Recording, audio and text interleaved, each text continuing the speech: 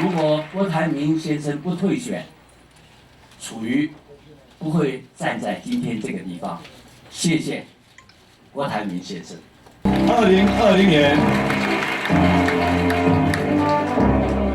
亲民党总统候选人提名人宋楚瑜先生。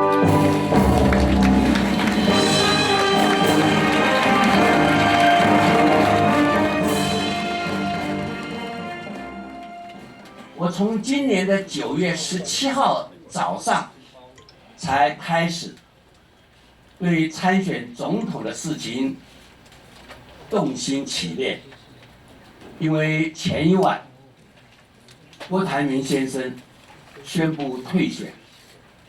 今天特别谢谢2位发言人到这边。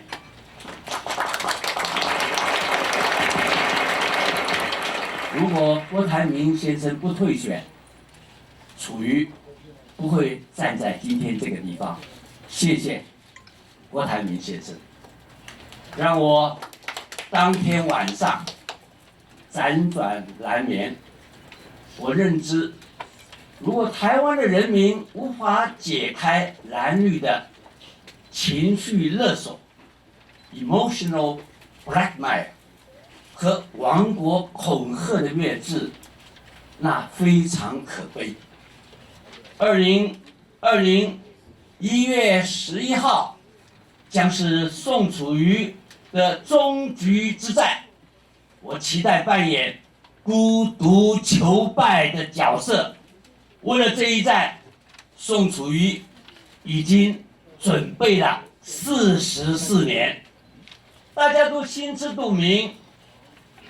宋楚瑜距离当选动算的门槛还相当远，但当楚瑜决定要踏上政治生涯的最后一里路的时候，我既不悲愤，也不气馁，我的内心反而很舒坦而自在，因为我知道。